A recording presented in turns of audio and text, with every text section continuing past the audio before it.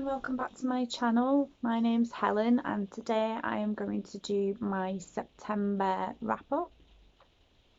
I was taking part in Bookoplathon this month and I did, with the help of my little girl, we got a bit carried away and we did 15 rows. We got one double, so we got 16 prompts.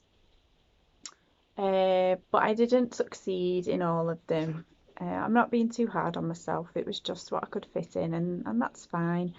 So in total I read 13 books for the month, 12 of those were for Bookoplathon. I read 4,888 pages. I should also add I did have one DNF as well. So out of the 13 books, 7 were physical, 4 were ebooks and 2 were audiobooks. I read 5 contemporary fiction, 1 that I just classed as general fiction, 4 middle grade, 2 YA and 1 travel non-fiction.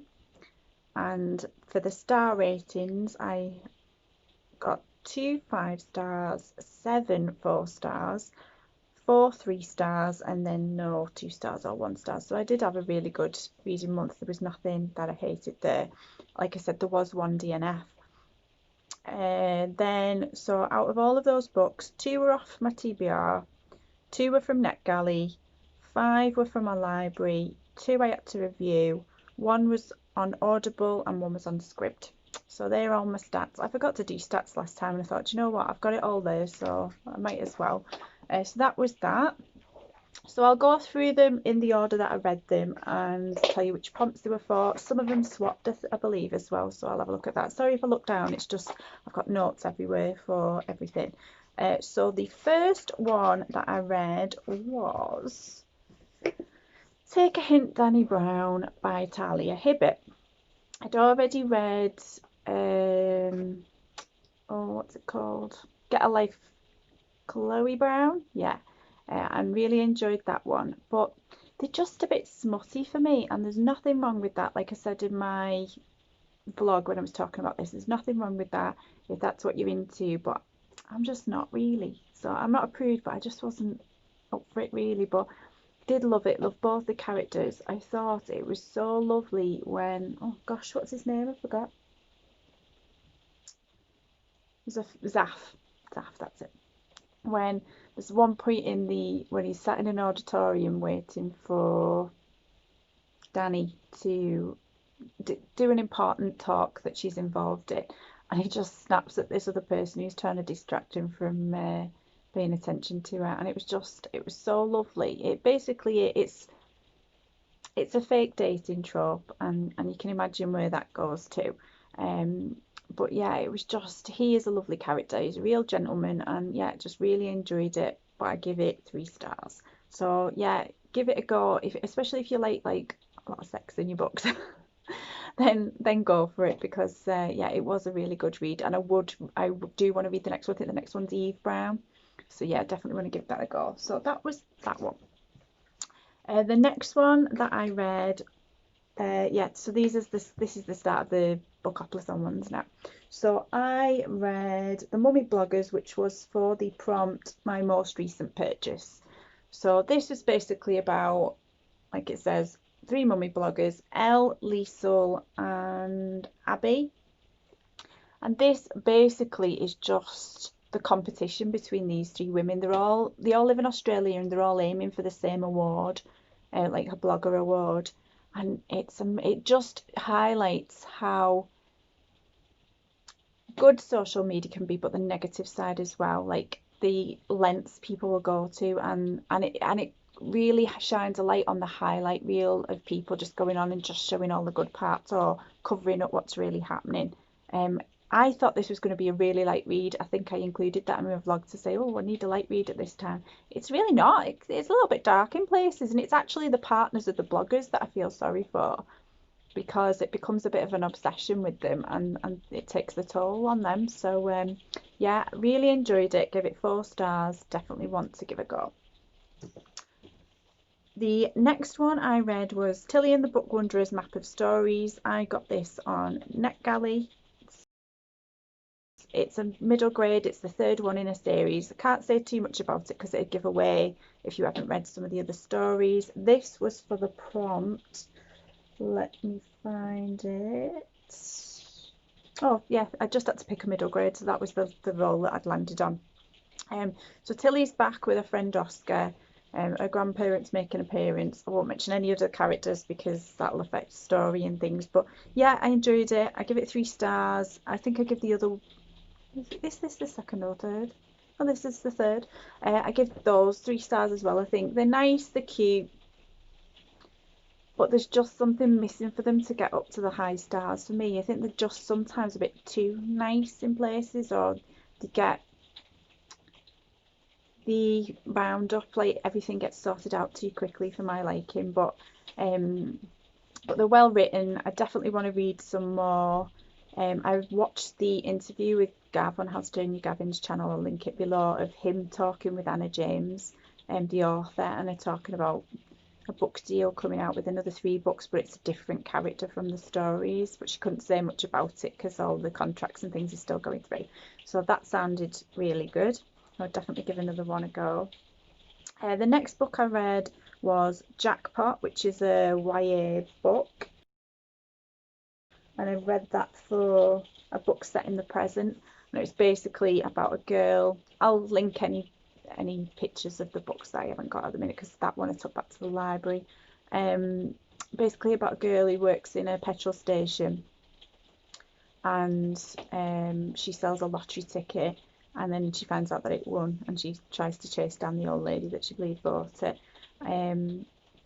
A family struggle to make ends meet, and so it's looking at their background, where they come from, and some of the people she comes into contact at school that are from a totally different background to her, and it was just really interesting. I gave that 4 stars, and yeah, I was really impressed with it. So any more books from that author, I'll give those a go.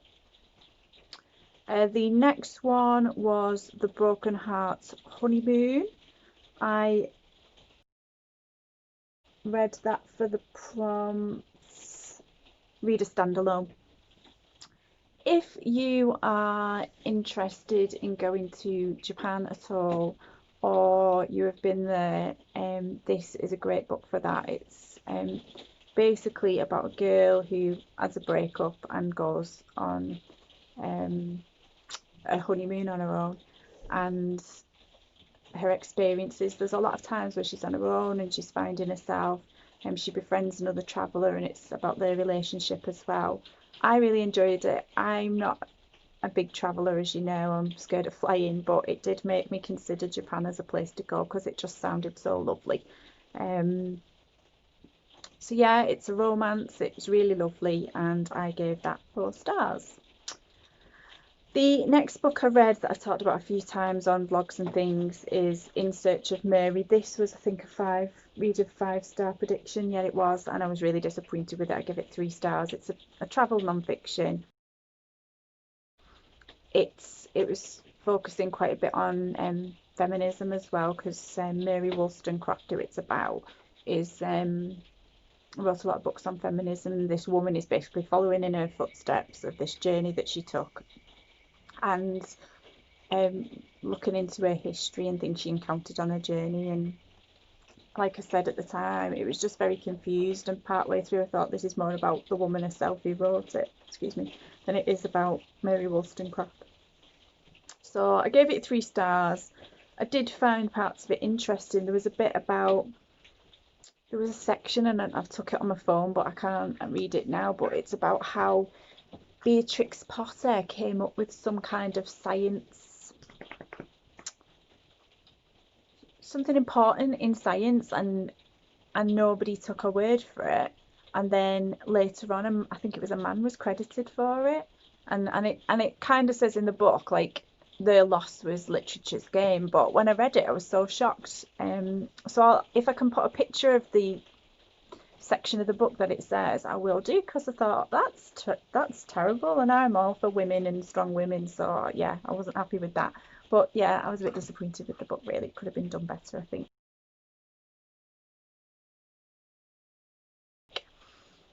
The next book that I read was The Seven Husbands of Evelyn Hugo. This swapped because I didn't realise that Becca had recommended it on one of her channels. So I had something else in its place, and can I remember what that was? No. But anyway, I swapped. Oh, it was Cinder, and I wanted to read Cinder for a buddy read at a future date. So I swapped it out and I put Evelyn Hugo in it, and I'm so glad I did. I got that. It got 5 stars. It was brilliant. It's just a tale of it's told. The story is told through the husbands that she has, which is interesting because she most of them treat her as a commodity anyway, use her to get what they want. But then there's parts of the story where she kind of says she used people to get what she wanted as well. It's told in a kind of interview style with a reporter called Monique, and you don't find out till the end why she's been chosen. And I'm not going to say why that is because that's a massive spoiler. But she's chosen from obscurity to interview Evelyn and to write a book about her life. And there's lots of scandal in there, lots of glitz and glamour from Hollywood, and my absolute favourite character from that story is Harry. Just my absolute favourite character.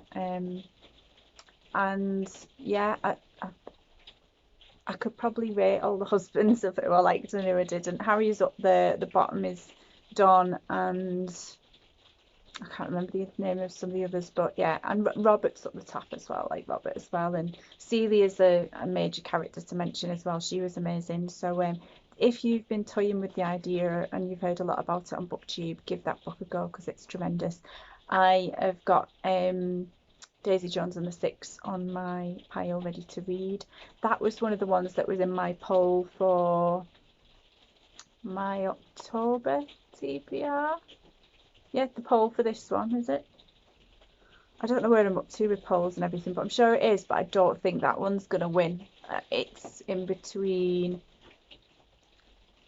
we're between Pumpkinheads and Good Girl, Bad Blood, and Good Girl, Bad Blood is edging in at the start. So if you want to have a say on that poll, I think there's only a few hours left, so get on there, and if you want to give votes to some of the ones that haven't got as many votes, that's up to you. But I'm going to read one of those four. There's Daisy Jones and the Six, Good Girl, Bad Blood, Midnight Sun, and Pumpkinheads for the October read, and I will find out later on today, which of those books has been chosen.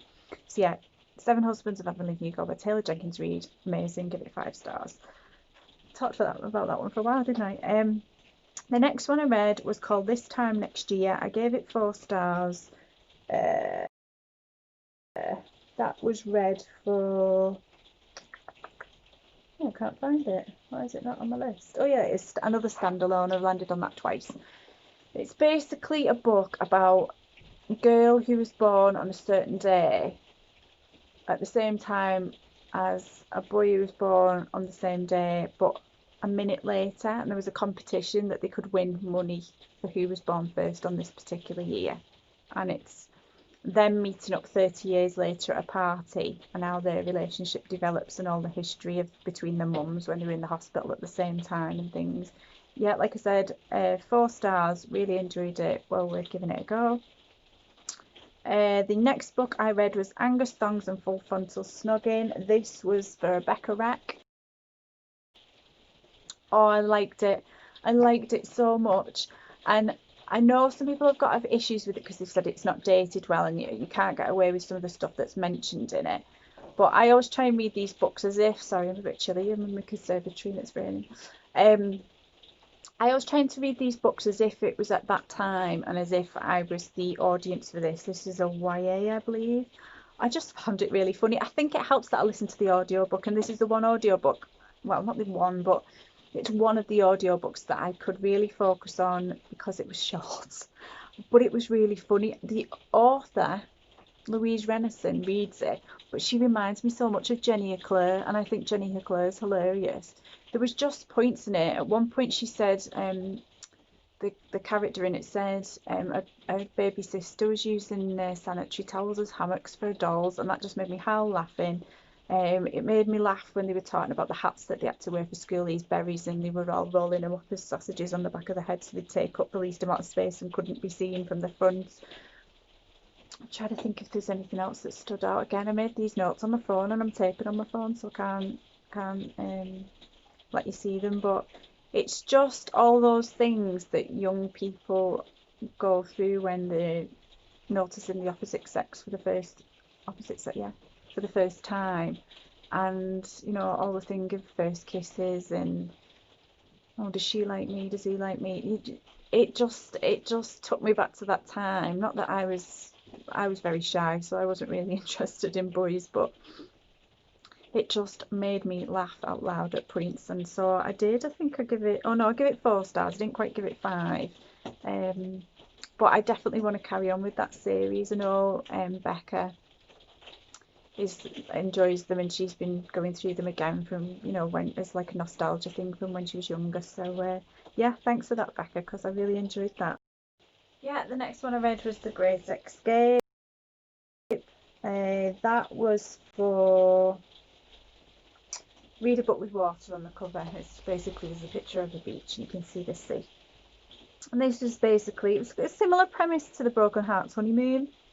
Basically, this girl is at a friend's wedding and she declares her love for her best male friend, and it's clear from his response that he doesn't feel the same way, so she runs away to escape to this place, a French place called Reunion, I think it's called. And she befriends another traveller there, and it's how their relationships unfold. Because he's running away as well from a broken relationship with somebody else, and they read a magazine article and go through the steps about to get over your ex together. So I think you can see how that one's going to turn out. But yeah, it was really good. I gave it 4 stars. Yeah, 4 stars. Really enjoyed it. Would read others by that author. I'll link the pictures and I'll have the author's name on, because I've gone through now and I probably haven't mentioned half the authors, and terrible with names, so I will link them above. So the next one that I read was Potkin and Stubbs. I read this for Middle Grade Monthly. I think the live show is going to be on Saturday this week, so if you have read the book and want to check that out, go for it. Or if you think you can squeeze it in before then and check it out, it's on there anyway, so even if you read it after the date, you can go back and read it, and they're great. It's a lovely atmosphere on there. This is basically about 2 characters, Potkin and another one called Stubbs. One's a girl and one's Spirit. I don't think I'm spoiling it there. I'm pretty sure that's well known in the first few pages. And she is basically helping him find out what his unfinished business is, and it's a mystery book, and wasn't too creepy for me, so I was happy with it. But you know, it's got creepy elements to it for a middle grade. And it's one of them books that I gave 4 stars, but then I couldn't stop thinking about it, and I wanted to talk to everybody about it, so I had to boost it up to 5 stars, because that's a show of a good book. I think the problem with it and why it wasn't 5 stars is at one point, I don't want to give too much away, but one of the characters drifts off for a little bit and then comes back near the end, and you're a bit like, there's no explanation there. But I enjoyed it that much that I went into the library and got the second one out. I think it's The Haunting of, is it Pelican City or Heligan City? I can't remember. I'll put it below straight away. And now I'm thinking, well, it might be that it's explained in the next book where that character went to for Breezefell. You'd have to have read it to know. But yeah, I was a bit confused, and I thought, oh, that spoiled it a bit for me, but at the same time I couldn't stop thinking about it, so it got the 5 stars. So thanks for that recommendation. I think it's Jade who's pushed for that one this time for Middle Grade Monthly, because she loves it so much. So yeah, thank you, Jade. I enjoyed that a lot. The next book I read was The Train to Impossible Places. I read this one because I couldn't properly take part in the Touch of Whimsy readathon. This was the group book, so I thought, well, I'm kind of taking part because I'm reading this. I did enjoy it. It was nice. I gave it 3 stars in the end though, because there was just something missing for me, and I can't quite think what it was. I don't know if it was that the stakes didn't feel high enough, or I didn't feel as connected to the characters as much. I I can tell if a book is going to get around a 3-star if I'm kind of looking at the page numbers and wondering how much is left. And if that's happening, then I know it's not going to get up there with the top stars, because if I can stop looking at the page numbers and just get carried away with the book, then I know it needs to really be a 5-star or, 4. So yeah, I read that one for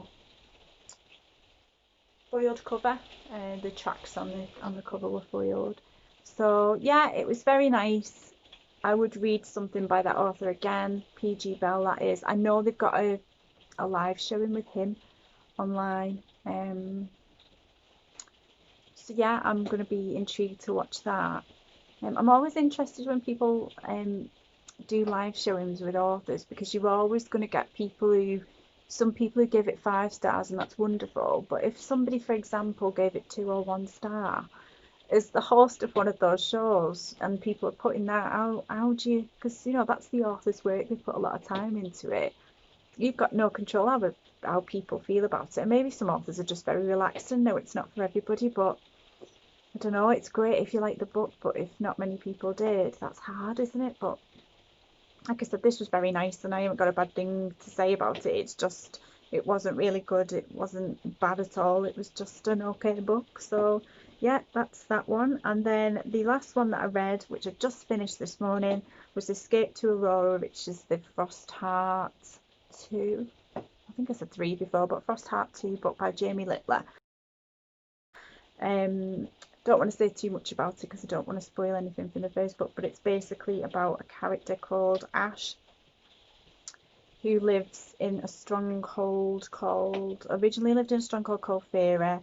He didn't feel very welcome there. He got on board the Frost Heart and travelled with them, and this is basically carrying on their travels in the hope that he'll find his parents at the end.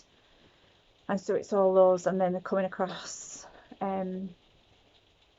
evil spirits along the way, and snow monsters, and people that they've met in the past are coming back, and yeah, a lot of the same characters, which was really nice.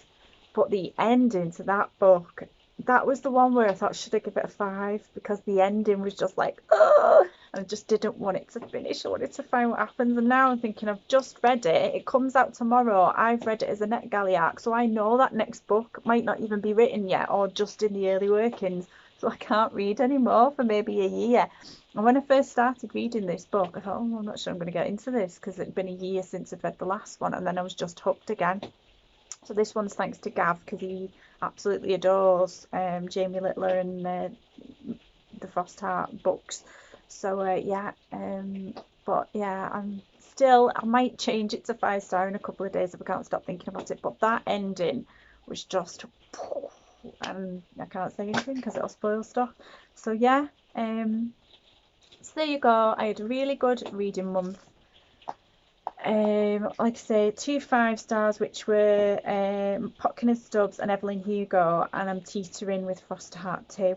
But I didn't get any 2 stars or 1 stars, and like I said, I did have that one DNF. It was Triumph of the Shipyard Girls. I needed to review it for something, but it was the 8th book in a series, and I don't, as a rule, unless I've done it by accident, read books partway through a series. And there were too many characters that were being mentioned that had a history that it was obvious you needed to know that history first, because I didn't know what was going on. So I had to cancel it, and that's on no reflection of the author of those books. They're probably really great, but I can't fairly review a book if I would have just give it a low score because I didn't know what was going on, so it wasn't fair for me to judge it in that way. So yeah, that's where we're up to. I will link all the channels below. So thank you to Becca for running an awesome readathon. I hope she does it again soon, because I really enjoyed that. Thank you to Jade and Gav for the middle grade monthly choices and some of their favourite books that they like to read, because they were included as well in this. And yeah, if you want to be involved in that Twitter poll for one of my books for reading this month, get onto it, because it's finishing. Oh, it could be 9 o'clock tonight, something like that. So if you want to pick one of those 4 books for me to read this month, get on it, because it's going to finish soon. Yeah, so thank you for joining me again, for spending your time watching, and if you did enjoy it, please consider liking and subscribing, and I will see you next time. Bye.